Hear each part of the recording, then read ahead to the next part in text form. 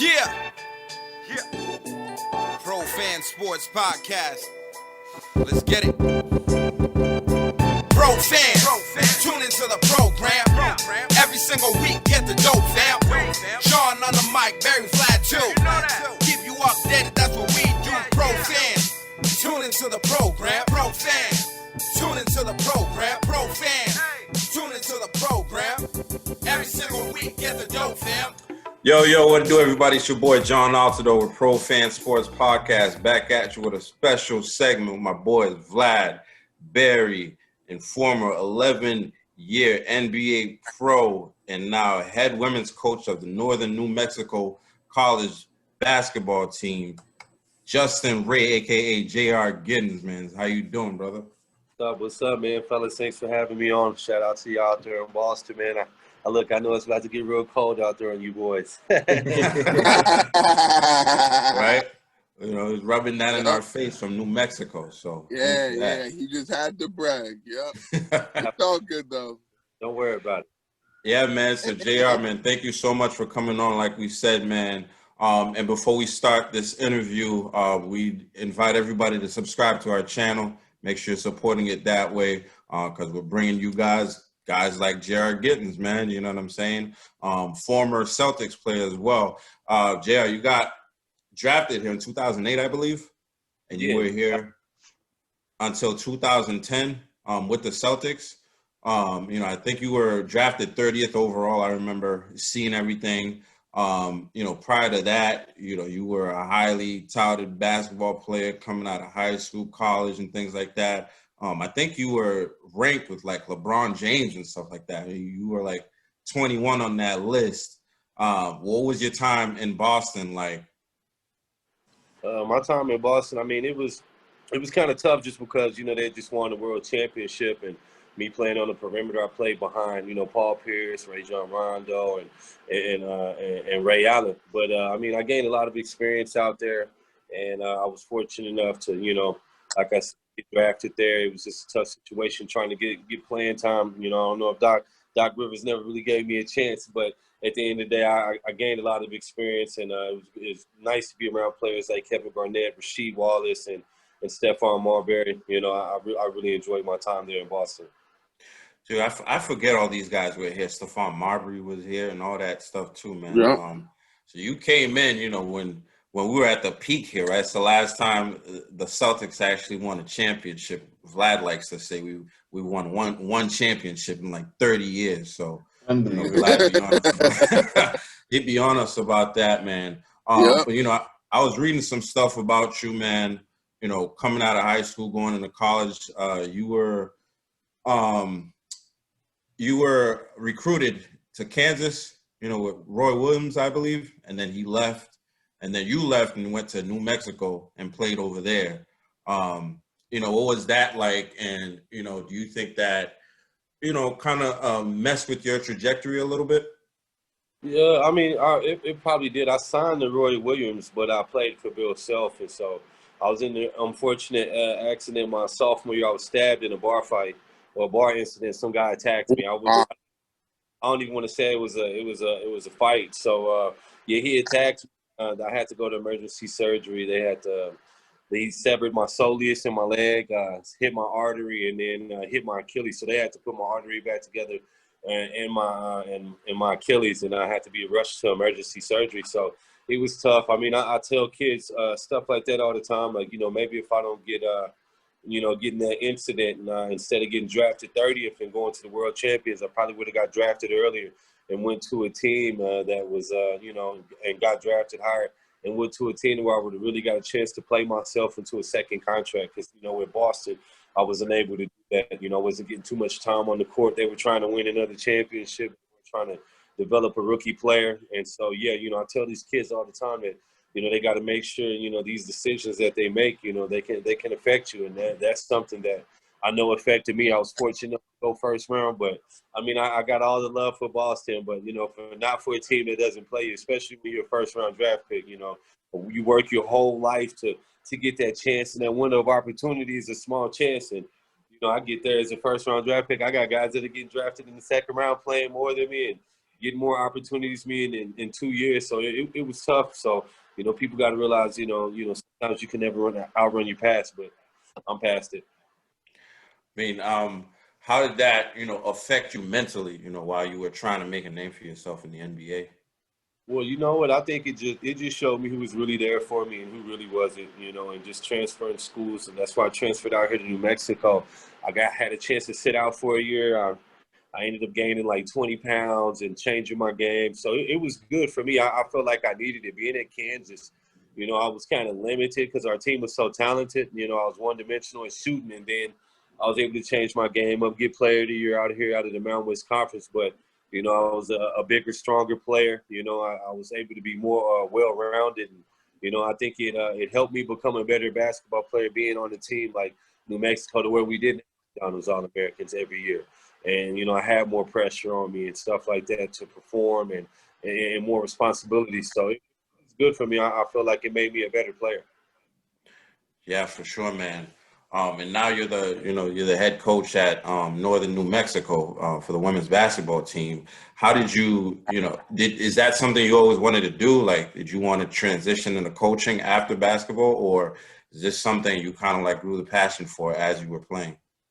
The funny thing is I ended up getting hurt when I was in Argentina and just hurt my hamstring really bad and needed to heal up. So in that 6 months I was healing up, I started coaching the youth basketball team, second graders. And I really fell in love with it. And then it hit me, and I have a lot of friends that were college coaches, because I didn't retire till 35. I could still be playing, actually. But so the funny thing is, once I was going through that time, I'm like, I really enjoy playing, coaching these kids and just helping them. And you got to think about it, like with me, I played 5 years of college, and then I did 11 years pro. So, and 12 years pro. So that's really 17 years after high school, of knowledge that I have, and playing in the NBA and in South America and in Europe. I've seen a lot of different playing styles. I feel like I got a lot of knowledge to pass back on. So I really enjoy coaching. I'm trying to get better and learn day by day, but I love in sharing my knowledge with the young kids and just trying to help them be better, What kind of coach would you say you are? We hear a lot of things about, there's players, coaches, and then there's the strict guys. There's, guys that don't really have too much game plans going on. What kind of coach are you? Well, right now I think I'm still trying to figure that out, actually. But I'm trying to be a mixture of a player's coach, but somebody that's just very strict in the details. And then, even being at the NAIA level where I'm at right now, a lot of my players, they don't, they don't have ambitions of trying to play pro. They're trying to come here to get their school paid for, and they're playing basketball. So I'm trying to figure out, how to keep them motivated and, just, do little things to make them better and stuff. So every day, I'm like, I'm not really strict, because I was kind of a wild guy off the court. As long as they show up and they're on time and they have good attitudes, I don't really try to micromanage them. And, like right now with the team that I have, they're a good group of girls.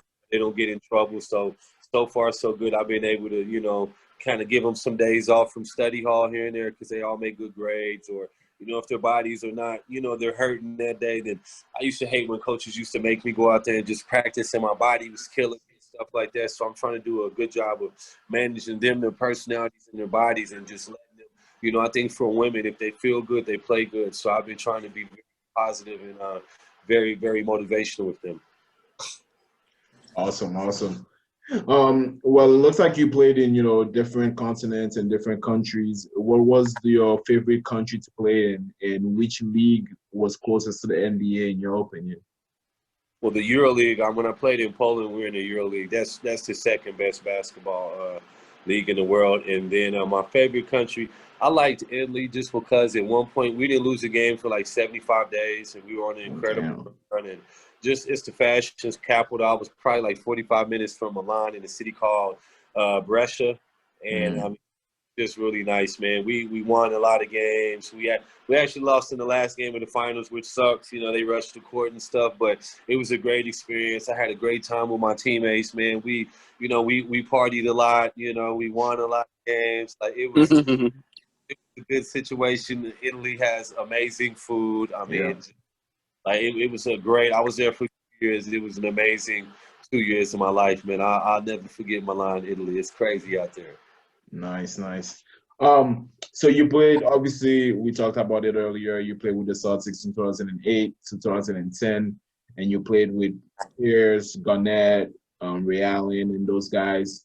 Any of those guys took you under their wing and tried to mentor you while you were here? Somewhat, but at the end of the day, I just, Ray was nice to me. Honestly, Paul didn't help me none. Like, that dude was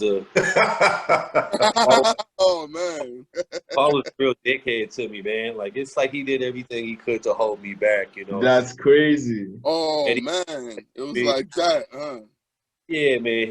I wish I would have had a better veteran, because now that I'm a veteran and I had young guys on my teams when I was over there in Europe, I treated them better than he treated me. I don't feel like he helped me out at all. I feel like he took away, like, if you're like a big money guy on the team, then, like, it's like they got a bad day. You want to pick on the young guy that can't do nothing, like. I felt like he really picked at me, but I mean, I'm a big fan of his game, but I can't stand that dude. I don't like him at all. That's crazy. Well, Wow. Oh like, man. and he walks Dude. off the court, and he turns Y'all off. got beef? Wow. I have zero beef with him. I have zero beef with him. He just was an asshole to me. So yeah. I don't No, like. So. Yeah, I mean. Mike, so did you enjoy, that stuff that happened with him with, the little house party he had and, the whole mess with ESPN and stuff? Honestly, look, I don't like to do it, but I'm not a hater, man. Like, I don't wish ill will on anybody, but I mean, it was funny. Obviously, he knew what he was doing. He has a lot of money. He doesn't really care. Yeah. But it just, just believe the stories that I tell you, like that, that dude he's different, and if he doesn't like you and you're on his bad side, and then he'll definitely let you know it, because that's exactly where I was at. And, like, that man didn't even care about his job. He was doing what he was doing. I thought it was funny. I actually laughed at it because he was having fun. He was living his life, and he's very unbothered, and Yep. he just got accepted to the Hall of Fame. I don't think it's going to tarnish his image like that too much. I mean, so he didn't break any laws. He just lost his job that he really didn't need. Right. I'm a fan of him as an analyst, anything, because everything is about Paul Pierce. It's like he can't show us players love, and I would have did this and this, and it's like, man, that's the Paul that I know. That's his. Somebody to love. These players, and I did this, and we all know that there's a difference between LeBron James and Paul Pierce. I ain't gonna say it. When you over there and you on LeBron on national TV, I just think he makes him look really silly, because I'm like, man, LeBron's better than you. Everybody knows that now. He's like, I only played 2 years in the league. If somebody had a better career than me or they were a better player than me, I don't say nothing. I just shut up. Yeah. So that's a better basketball player. That's hate that you have. That's hate. But look, LeBron gave them a lot of buckets, man. He gave him a lot of work. Maybe it's something deeper off on the inside that he has against LeBron. So. Yeah, I think his claim to fame is that they have the same winning records against each other. I think they're like half and half against each other. So that's his thing right there. But he does say some really funny stuff, like, I think he was asked, like, who had the better career, him or Dwayne Wade or something like that. He's like, me, Everybody's looking at him like. That's who I was talking about. Look, he said stuff about LeBron, but that's who I really meant to say, is when he said that stuff about Dwayne Wade, and then they on air and put the facts down, and then when you put the resumes like side by side, like, you feel me? Like, right. It's funny that he think that way. Like, for him as a player, man, he's a Hall of Fame player, but come on, man, you better leave Dwayne Wade alone, man. You ain't Dwayne Wade now. Look, hey, who told him that? Like, ain't no farewell tour for you, which sucks because he's a Hall of Fame. Well, like, Draymond Green said that. Draymond, no farewell tour for you. Yo, remember when IT came back to the Garden and it was like Paul Pierce Day? And Yeah. Up there, and then Paul was like, "Well, why would they do that on my day?" Like, that's just what type of dude he is. Like, you can tell he's showing you who he is, and you know he's an asshole. I think so. So, man, Hey, at least say it to real talk. At least say it to your boys in confidence, like over drinks and stuff. Like, man, they gonna play a tribute for IT on my day. Like, say that. Don't say that. Right. On national TV, then it just shows people how you really are. Like, man, let them up, you know, like, Facts. yeah, like, you know, that's a barbershop conversation, you know. So I'm guessing you didn't get invited to his basement where he had those parties, huh? Heck no, I didn't get invited. I wouldn't have. If he didn't invite me, it would have been a setup. Like that dude. I remember one time we were out and about in the club, right? And I'm just, you know, I'm the young rookie. I'm dancing. I don't know if we're in like Chicago or Miami. Man, this dude got mad at me for dancing. He's like, man, they can't even look at me. He's like, cause you over here dancing this, and I'm like, man, like, man, like I saw an episode like on what movie? It was on the show like The Game. Remember when the rookie was over there dancing and the veterans was mad and they were like, hey man, the women can't even see me because you over there. I felt like him in that. I felt like that in that exact moment. I'm like, dang man, look y'all getting all the playing time. Y'all got the most money. Look, this is my time. Look, I got to get over. I ain't gonna see you. See you like I gotta shine right now. Shoot. That's awesome. Pierce is a hater. I didn't know that. Yeah, I mean, know he be hating. Like, listen, Pierce is a real-time that's hater. crazy. Ever since he became an analyst, my boy started calling him the false. You know what I mean? You know Bernardo. He writes that all the time. He's like, no, that's the false. But we love Paul Pierce. You know, obviously we're from Boston, but you know, it's cool to hear these stories. You know, now that everything's, you know, the dust is settled and stuff like that. Yeah. So, you know, respect for his game. I don't want anybody to think that it's just that, you know, he wouldn't get invited to my barbecue ever. So hey, you got to tell your truth, man. Right, exactly. Tell my truth about. That's right. Facts. For real. And the crazy thing is, I thought we would be really close when I got to Boston because we both went to Kansas.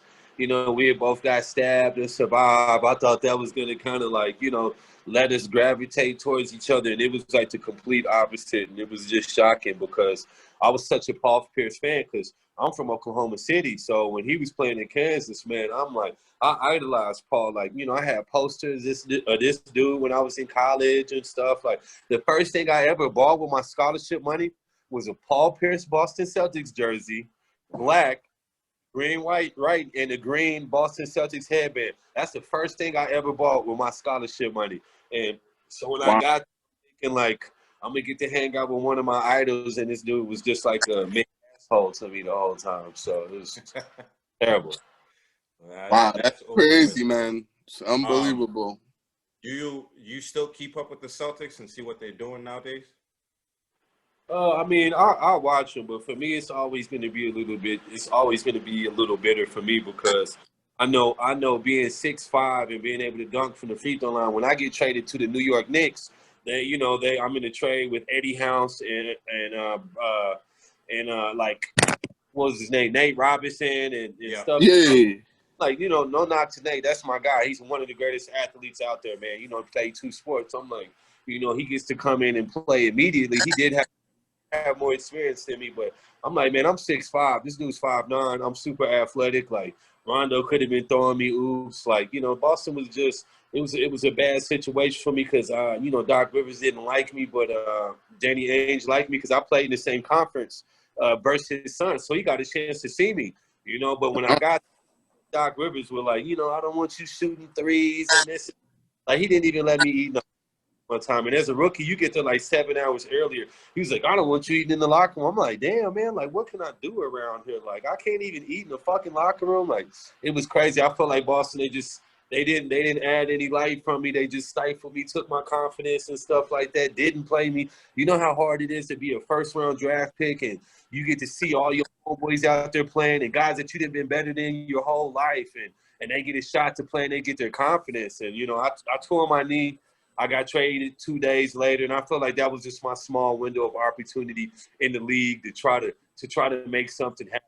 You know, even going overseas was kind of different, you know, but I felt like, man, that was my shot to be there. I had that window and then didn't get a chance to capitalize on it and never got a chance to get back in the league. So it sucks.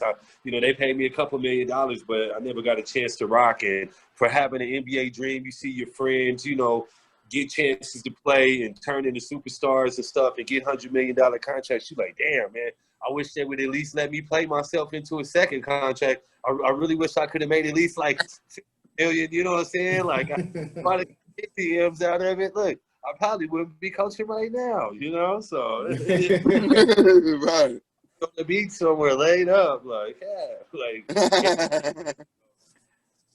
No, for real, man. Absolutely. No, I feel you on that. It's unfortunate you didn't get your, you know, you felt, or what you felt like was a fair, you know, opportunity to be able to play and, Yeah. you know, and showcase, you know, what you can do and show that, you know, you know, belong on that level and that, you know, you know, you're just as good as, you know, those other guys. So, yeah. Sorry to hear about that, but just wanted to ask you, like, what's your, like, craziest, like, locker room story that you had while you were playing? Because I know you played with some interesting personalities and characters.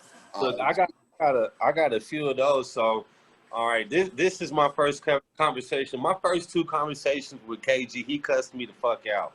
So I'm a rookie. I signed with Nike. So, but my shoes aren't in yet. So, you know, I need some shoes to play in. So, you know, I wore 15. They just gave me a pair of KG shoes. Now, these dudes just won the championship. They out there parlaying, like enjoying everything.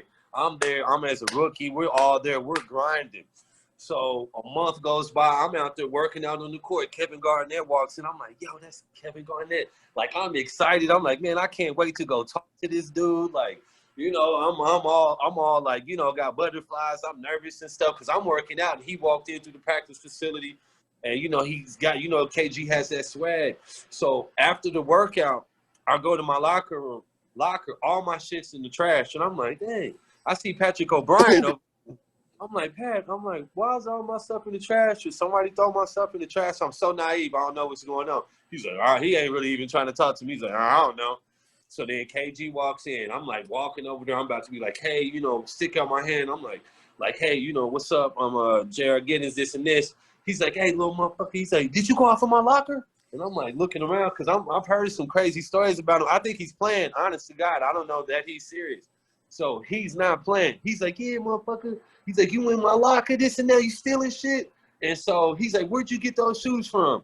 So I had a pair of his custom shoes on, but he was like, who'd you get them from? And I didn't know. My first day, you meet like 30 people, and then they disappear. They like go to the office, like, you know, I met this guy like maybe 2 times. I don't remember who gave me the shoes, and my memory's bad anyway. He's like, yeah. He's like, you see this? He's like, walk to the bathroom my way. He's like, you see this backpack? I might have $100,000 in it. He's like, don't even walk to the bathroom my way. And then just walk the fuck off. And that was my first conversation with Kevin Garnett. And it was just like, man, this shit didn't go good at first. It just like basketball. Wow. Yeah, my first 2 conversations, he just cussed me out, and I didn't even do nothing.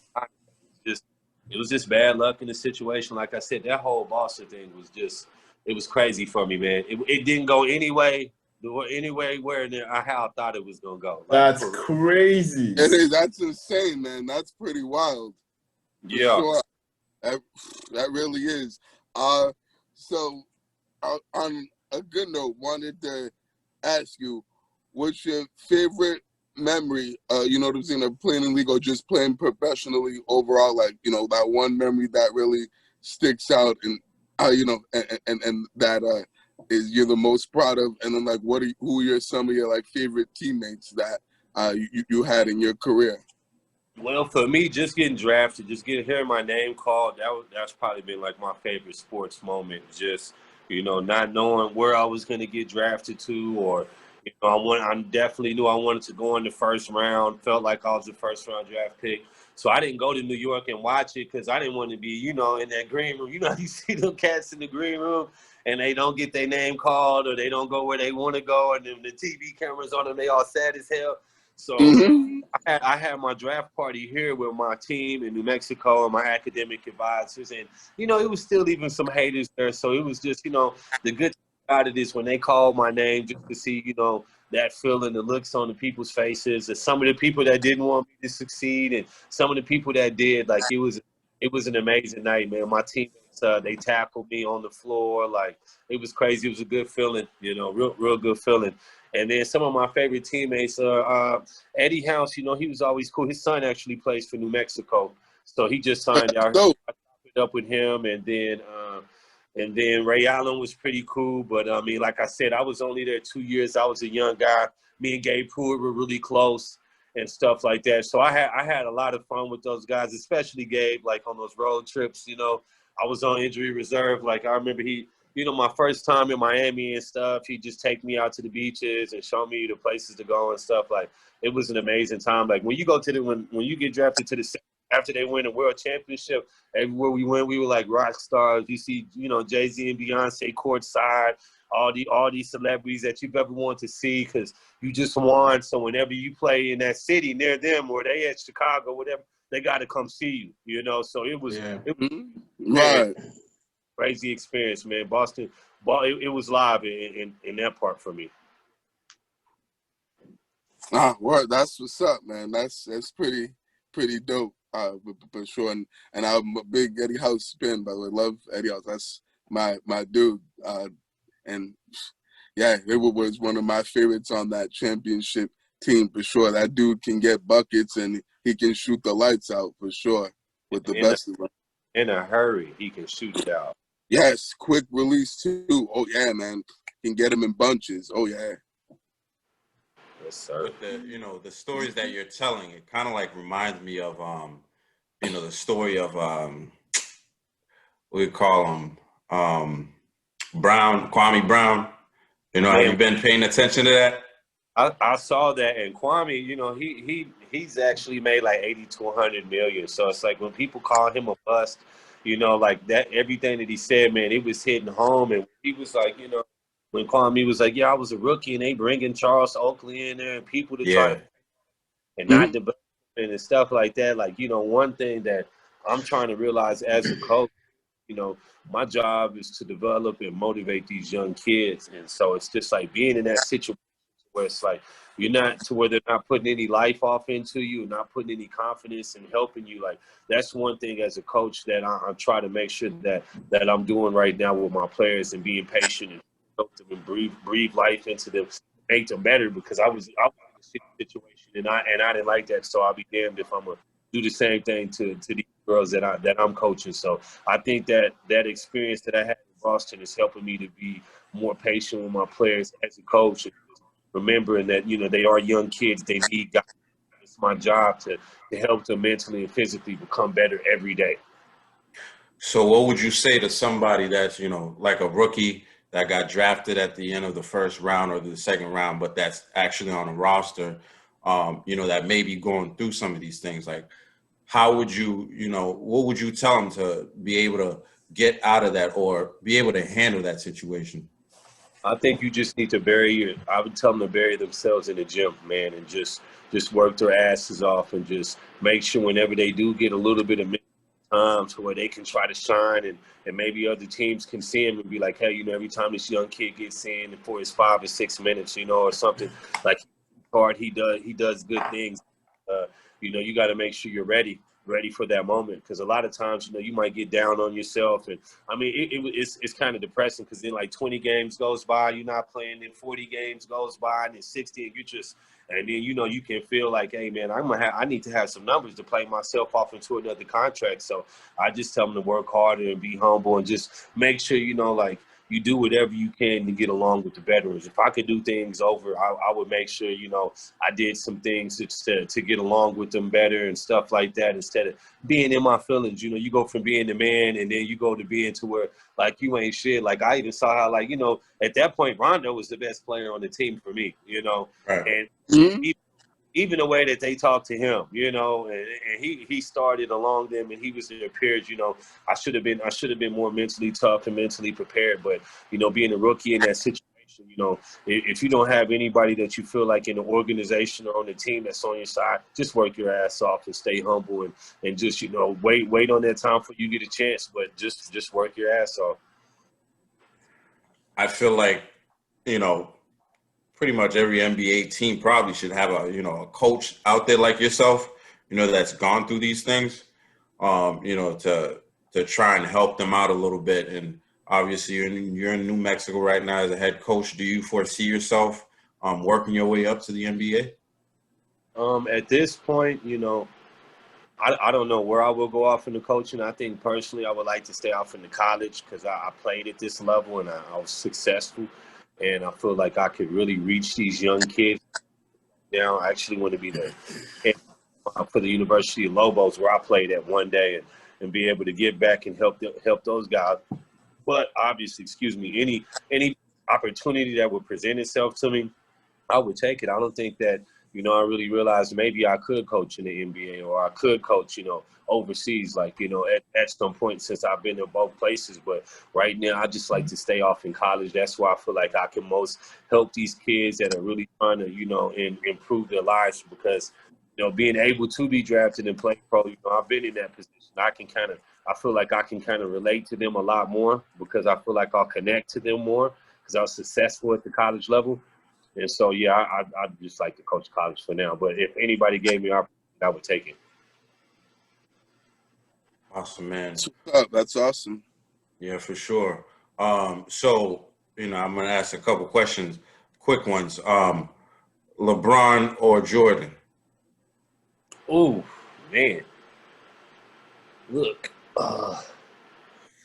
if I'm going to pick somebody, I would pick Jordan because just of him being, you know, if it's the old era, I'm picking Jordan. If it's the new era, then, you know, and you want to start a franchise, you got to think about it. LeBron wins a championship everywhere he goes. But if I got to pick one, Jordan. Okay. Kobe or LeBron? Oh, Kobe. Ooh, you tell the Black Mamba. I like that. I got a Kobe I like Bryant. that answer too. You got a Kobe Bryant tattoo? Yeah, I got the black. It's not of Kobe, but I got the black mamba around the basketball. It says "Natural Born Killer." But I mean, Kobe. Look, Kobe was the first player that I really studied when my basketball IQ was there, and I was older, and I was paying attention to the game. Like he still has more chips than LeBron.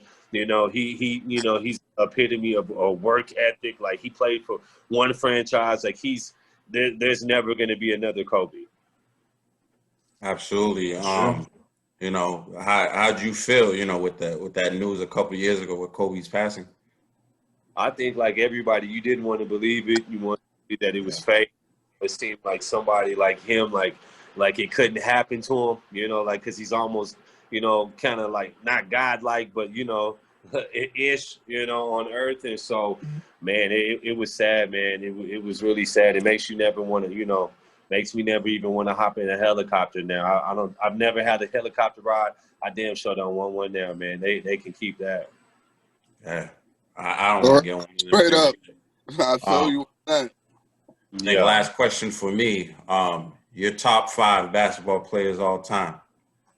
Damn, you stole mine, John. I was just going to ask that too. Damn, yeah, he took the words out of my mouth. I don't know. It's kind of crazy for me because you got to throw Wilt in there. He's like the most dominant player of all time besides Shaquille O'Neal, Jordan, Kobe, and LeBron. Like those would be my 5. Like I think people be hating on Wilt a lot and don't realize that, you know, he's the most dominant player of his time, but he was 7'1". There wasn't people like, you know, the closest guy to him was like Bill Russell, 6'8", 6'9". You know, he was just a giant in his time, a great athlete. You'd be crazy not to put him in the top 5 for what he did with the league. You know, and then obviously Jordan, and then people don't give Kobe enough credit. I'm like, man, he's a carbon copy of Jordan, but in the only slight that I'll say that he did, he stole Jordan's game completely. He stole Jordan's game. So, but he still has 5 championships. So Wilt, Jordan, Kobe, LeBron, and then who else did I say? Have to put somebody. Did you put Shaq in there?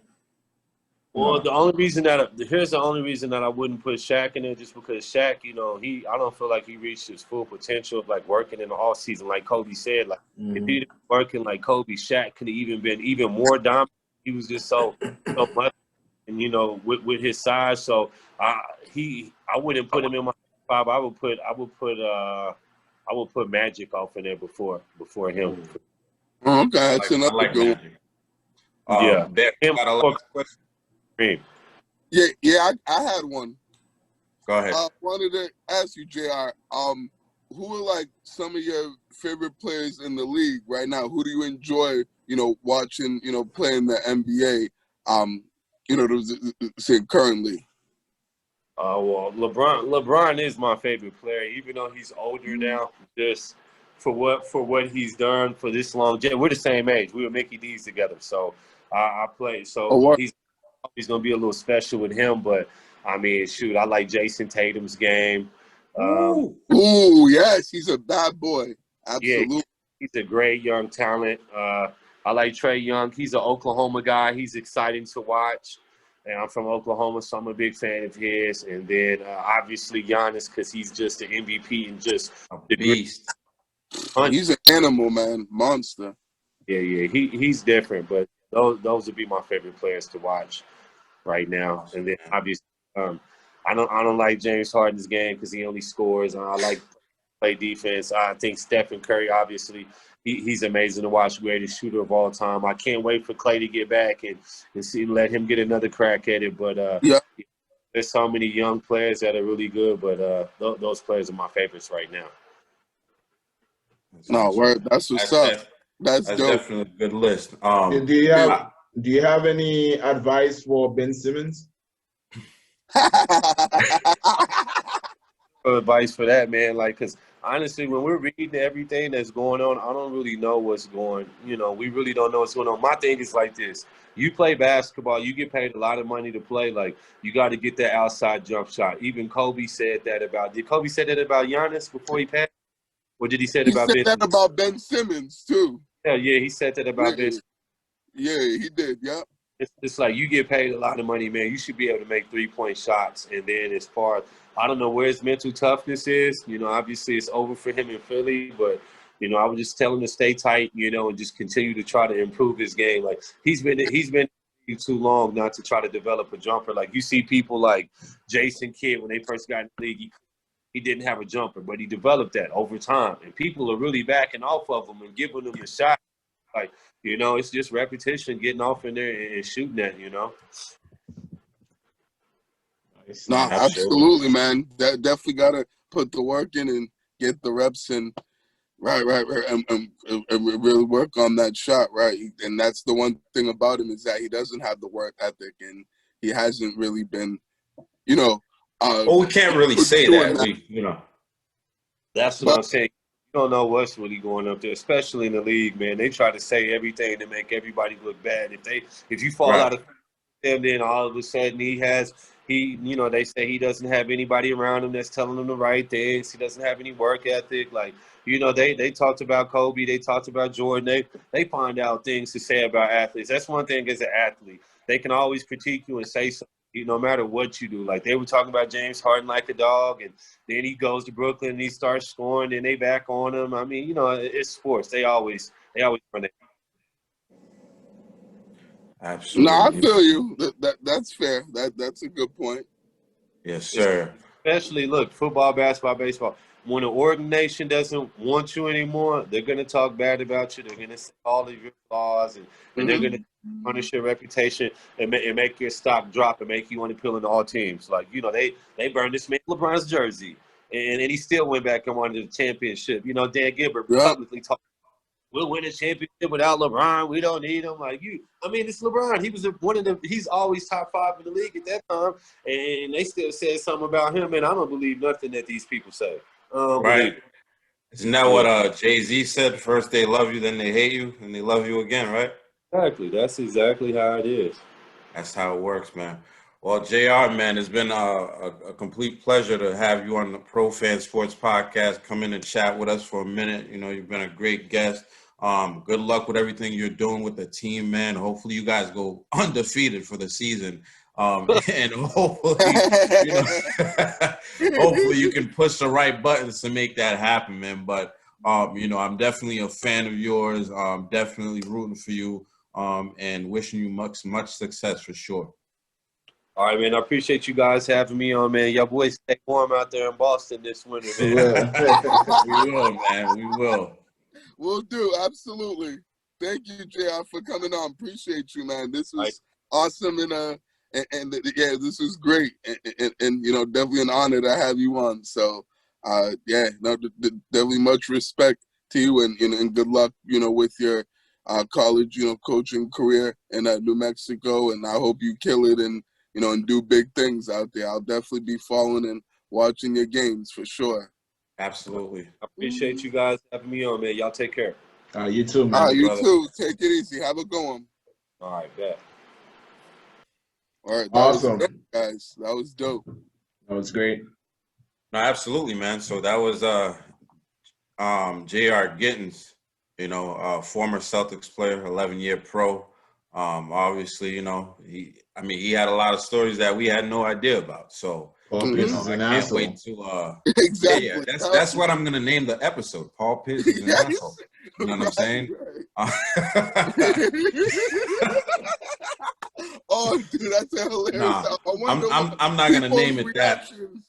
I wonder what people's reactions are gonna be, particularly, you know, Boston Celtic fans and Paul Pierce fans, as soon as they see that headline and title, right? They're gonna think that we're the ones hating on Paul Pierce, especially since he just got elected or inducted into the Hall of Fame this weekend. So they're gonna feel some kind of way, but hey, it is what it is. Listen, until Paul Pierce comes on as a guest, we're going with what our guest says. You know what I'm saying? So, you know, imagine, guys. Imagine having Paul Pierce pull up on Pro Fan Sports Podcast. No, I'm talking to Paul Pierce right now. Come on the show and defend yourself, bro. Man, you got time right now. You got time. You know, you hanging out with strippers and doing all kinds of stuff. You got time. You know what I'm saying? But you know, shout out to Paul Pierce for sure, man. Yeah, no, definitely big shout out to him. Absolutely, and congrats to his Hall of Fame induction this weekend. Well deserved. Once again, man, you know, we want to thank JR Giddens for coming on and, you know, spending the little time that he did with us. You know, if you're still watching, make sure you're subscribing to the channel. Make sure you're following us on social media. You know, we're on Instagram, profans_sports, and everything else is Profan Sports. Make sure you follow JR Giddens as well. And I believe it's JGid4. So that's his name on Twitter, and you can just put JR Giddens. You'll find him on Twitter. Make sure you give him a follow. He's a good guy. Because you know, he came on and chatted with us, and that shit was dope, man. So until next episode, man.